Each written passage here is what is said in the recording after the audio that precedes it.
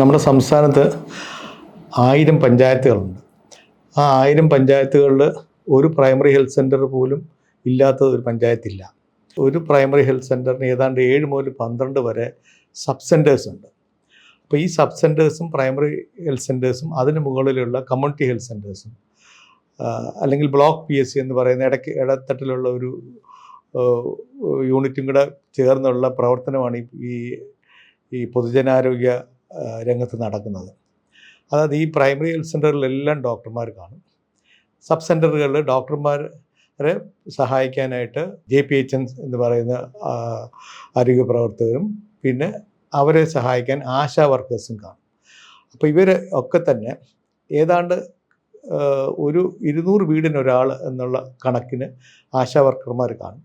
അപ്പോൾ അവർ ഈ വീടുകളിൽ സന്ദർശിച്ച് അവരുടെ ഒരു വീട്ടിലെ എല്ലാ അവസ്ഥയും, അതായത് ഒരു ഗർഭിണി ഉണ്ടെങ്കിൽ ഗർഭിണിയുടെ കാര്യങ്ങൾ, അത് കഴിഞ്ഞാൽ പ്രസവിച്ച് കഴിഞ്ഞാൽ കുഞ്ഞുങ്ങളുടെ കാര്യങ്ങൾ, കുഞ്ഞുങ്ങൾ വളരുന്ന ഓരോ ഘട്ടത്തിലുള്ള കൊടുക്കേണ്ട പ്രതിരോധ കുത്തിവയ്പ്പ് മുതലുള്ള കാര്യങ്ങൾ, ആ കുഞ്ഞുങ്ങൾക്ക് എന്തെങ്കിലും അസുഖം ഉണ്ടെങ്കിൽ അത്, പിന്നെ അവർ വളർന്ന് അഡോളസൻ്റ് ആകുന്നത്, ടീനേജ് ആകുന്നത്, അതിന് ആ അവസ്ഥയിൽ കൊടുക്കേണ്ട കാര്യങ്ങൾ, പിന്നീട് അവർ കല്യാണം കഴിക്കുമ്പം ഒരു കുഞ്ഞുണ്ടാകാൻ സാധ്യതയുള്ള എലിജിബിൾ കപ്പിൾ എന്നുള്ള നിലയിൽ ആണ് അവർ കാര്യങ്ങൾ ചെയ്യുന്നത്.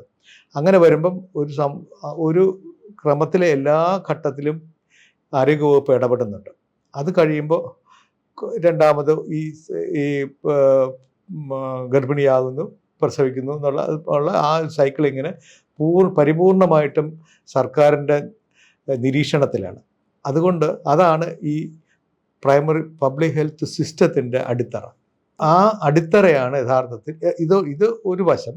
മറ്റൊരു വശം അതേപോലെ തന്നെ ഇപ്പം ജീറിയാട്രിക് കെയർ, മറ്റോരോ കാര്യങ്ങൾക്കും പ്രത്യേകം പദ്ധതികളുണ്ട്. അത് സെൻട്രൽ ഗവൺമെൻറ്റിൻ്റെ പദ്ധതികളുണ്ട്, സ്റ്റേറ്റ് ഗവൺമെൻറ്റിൻ്റെ പദ്ധതികളുണ്ട്. ഈ പദ്ധതികളൊക്കെ ഒരുമിച്ച് ക്രോഡീകരിച്ച് കൊണ്ടുപോകുന്നതാണ് സംസ്ഥാന ഗവൺമെൻറ്റിൻ്റെ ഉത്തരവാദിത്തം. അപ്പോൾ ആരോഗ്യവകുപ്പ് വളരെ ക്രിയാത്മകമായിട്ട് ഇത്തരം കാര്യങ്ങൾ നടത്തി അത് മോണിറ്റർ ചെയ്ത്, ഓരോ മാസത്തിലും മോണിറ്റർ ചെയ്ത്, ആ പ്രാദേശിക തലത്തിലുള്ള മോണിറ്ററിങ് ജില്ലാ തലത്തിൽ നടത്തി, ആ ജില്ലാ തലത്തിലുള്ള മോണിറ്ററിങ് സംസ്ഥാന തലത്തിൽ എല്ലാ മാസത്തിൻ്റെയും ഒരു പ്രത്യേക ദിവസം നടത്തിക്കൊണ്ടേയിരിക്കുകയാണ്.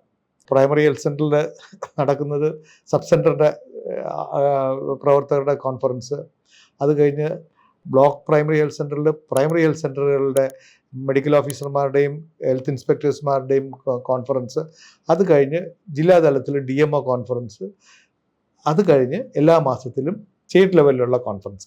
ഈ എല്ലാ മാസത്തിലുമുള്ള ഈ ചർച്ചകളിലൂടെ ഓരോ സ്ഥലത്തെയും ആരോഗ്യ അവസ്ഥകളെക്കുറിച്ച് കൃത്യമായുള്ള വിവരം മേൽത്തട്ടിൽ കിട്ടുന്നു. അതായത് ഡയറക്ടർ ഓഫ് ഹെൽത്ത് സർവീസിന് ഹെൽത്ത് സെക്രട്ടറിക്കും അതാത് സമയത്തുള്ള വിവരങ്ങൾ കൃത്യമായി തന്നെ ലഭിച്ചുകൊണ്ടിരിക്കും. ഈ പ്രവർത്തന സംവിധാനമാണ് യഥാർത്ഥത്തിൽ ഈ പ്രൈമറി ഹെൽത്ത് സെൻ്റർ അല്ലെങ്കിൽ പൊതുജനാരോഗ്യ സംവിധാനത്തിൻ്റെ വിജയം എന്ന് വേണമെങ്കിൽ പറയാം.